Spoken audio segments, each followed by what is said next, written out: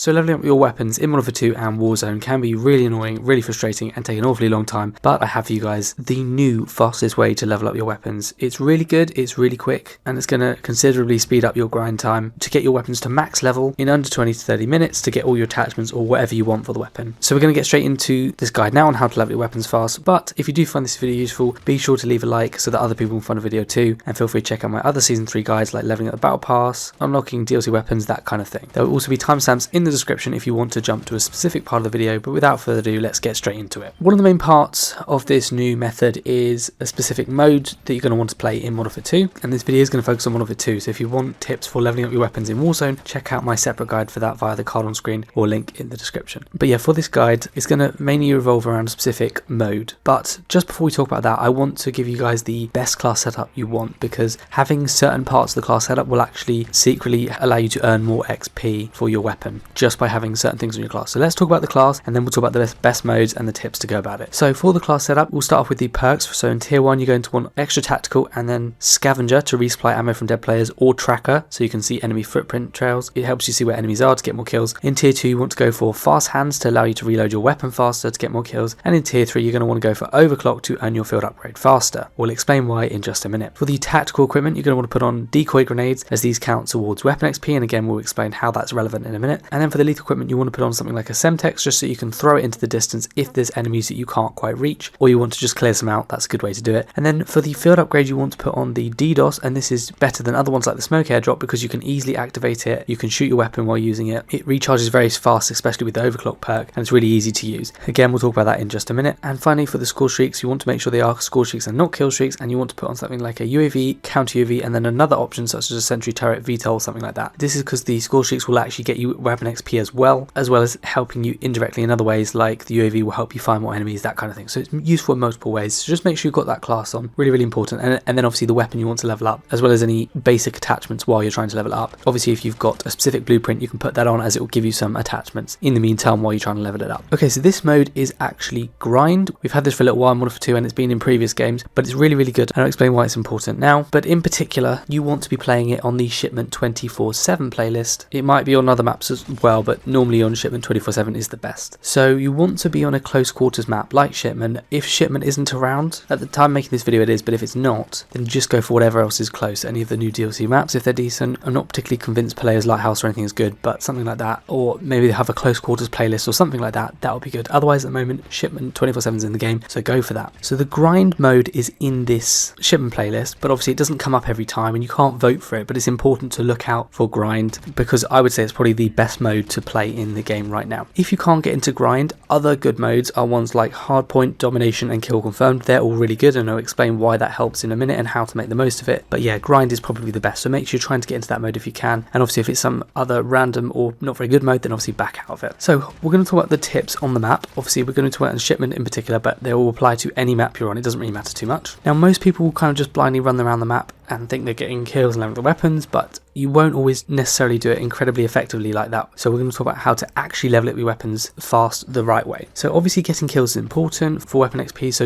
obviously you do want to move around the map, get as many kills as you can, aim down sight before going around corners, take cover, push into enemy spawns, flank around the edge of the map, that kind of thing. But the first thing you want to do is make sure you're using your decoy grenades. You have 3 of them because of the extra tactical perk, so therefore what I would generally do is throw 1 into the left lane, 1 into the middle, and 1 into the right lane. This just helps to kind of spread them out across the map and increase your chance of them being thrown at enemies. Obviously if there's loads of enemies in one area, then keep chucking them into that area, because basically each time you throw these 3 decoy grenades, you'll get lots of decoy assist XP if it goes off near an enemy, normally hundreds of XP, especially on Shipment, from these decoys. So really, really good, and it will rack up thousands of extra XP at the end of the match just from that. Now you also want to keep rushing around, obviously getting your kills, and then when your DDoS field upgrade is charged and the meter fills up black with at least 1 bar to show devices are in range, activate your DDoS. It will give you hundreds of XP normally, especially if there's enemies as well, if you DDoS them too. It recharges very quickly thanks to your overclock perk, and it's got a fast based recharge time anyway, and obviously you can call it in many times throughout the match, and it's very easy to use. It only takes about a second to activate, and like I say, you can shoot with your weapon if there's enemies around using it, so you don't have to sort of put it away. You can use it while shooting, and it's better than other ones like the smoke airdrop because that obscures your vision. You have to take away from what you're doing, that kind of thing. So when you're on the map, and ideally it's the grind mode, this is really good because each time enemies die they drop drop tags, and then if enemies go and pick up those tags and then you kill that enemy, you will then pick up all the tags that they've dropped, which will be all the ones they've picked up from the other enemy, and it goes on as a chain like that. So the more tags are picked up, then other people go and pick them up, then someone kills them, and you over time each enemy has more and more tags that they're carrying, and each time you get them you get loads of XP. I mean, it's not unusual to see 500 to 1000 XP just from picking up some tags from a dead player, obviously, as well as the kill. So if you keep doing that across the map, you're going to get thousands and thousands of weapon XP just from doing very minimal effort. And on top of that, you actually get more XP if you then return those tags to the